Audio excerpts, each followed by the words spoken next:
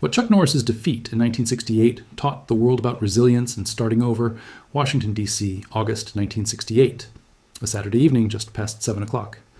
The air inside the National Guard Armory carried the particular heaviness of a building that had housed too many bodies for too many years. Sweat and old wood and something metallic that never quite left the walls. Outside, the Capitol was still trembling from the weight of a year that had broken things that couldn't be unbroken. Martin Luther King Jr. had been shot in April, Robert Kennedy in June. The Democratic National Convention had just ended in Chicago with images of police batons and blood on concrete. America was a country arguing with itself about what it wanted to be. None of that mattered inside the armory. What mattered was the mat. Chuck Norris was 28 years old. He had been back from Korea for 6 years, and in those 6 years, he had built something out of almost nothing. A system of schools, a reputation, a body of technique that was still forming itself the way a river cuts stone, slowly and without mercy. He had opened his first school in Torrance, California, on borrowed money and the particular stubbornness of a man who had nothing to fall back on. His father had been a mechanic and an alcoholic who disappeared from the family when Chuck was still young enough that the absence shaped him before he could name it.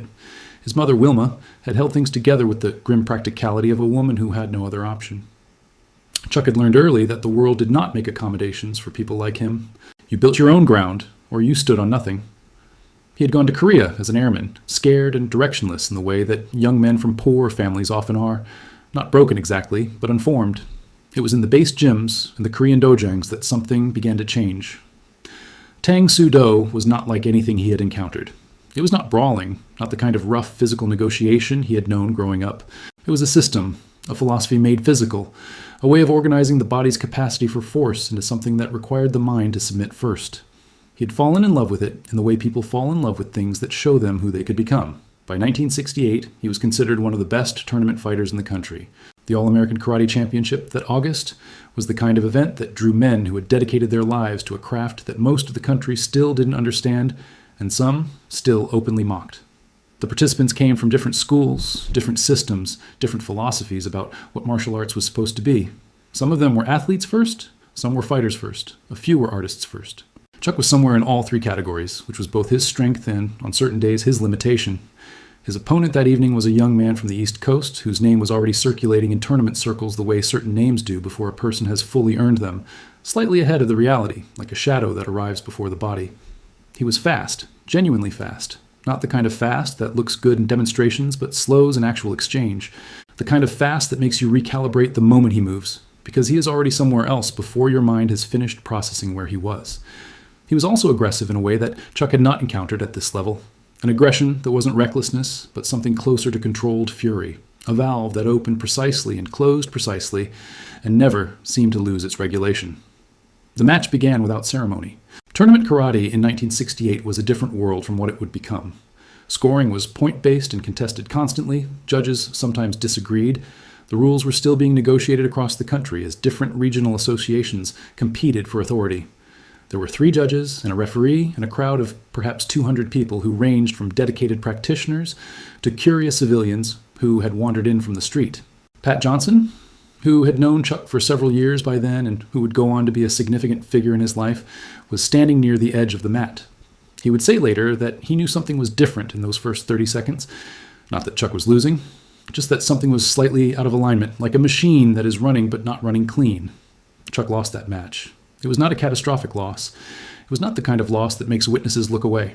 It was a competitive, close, hard-fought loss decided by points that could have been scored differently if any number of small moments had gone the other way.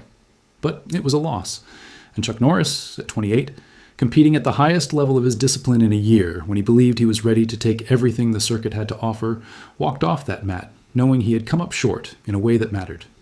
He didn't speak much afterward. The people who knew him from that period describe a particular quality he had in defeat. Not sullenness, not visible anger, but a kind of interior withdrawal, as if he had gone somewhere inside himself to conduct an examination that required privacy. He sat with a towel around his neck and a bottle of water he didn't drink, and he watched the rest of the evening's matches with the focused attention of someone who was studying, not observing. There is a difference. Observers let things wash over them. Students stay in the water. He had lost before. He would lose again. The record of his career, stripped of mythology, shows a man who competed at the highest levels and who did not always win. What is remarkable about his losses, taken together, is not that he recovered from them, but how he recovered. Not by redoubling the same approach, not by fighting harder in the same direction, but by stopping, looking, and allowing the loss to teach him something he hadn't known before. After the tournament, he drove back to California. He has said, in various interviews across the decades, that long drives were a space where he processed things that didn't fit into the shape of an ordinary day. The desert between Nevada and California, the flat stretches of highway where you could see for miles and nothing moved, had a quality of enforced honesty. You couldn't distract yourself. You couldn't fill the silence with noise because there was nothing to make noise with except the engine and your own thoughts. What he concluded, somewhere on that drive, was not that he needed to be faster or stronger or more aggressive. What he concluded was that he had been fighting the tournament. He had been trying to win rather than trying to be present. The distinction might sound small. It is not small. Every martial artist at the serious level will tell you that the moment your objective becomes the score rather than the moment, you are already behind. Your body is still on the mat, but your mind has gone somewhere else, into the future, into the calculus of points, into the story you're telling about who you are and what this means. And when your mind leaves the present moment, even briefly, someone who has stayed in the present will find you. He went back to his school. He began training differently. Not more, not less, but differently. He started paying attention to the quality of his attention. He started noticing when his mind drifted in sparring and what it drifted toward. He started building a practice around presence, the way a mason builds a wall, one stone at a time, each one checked before the next is laid.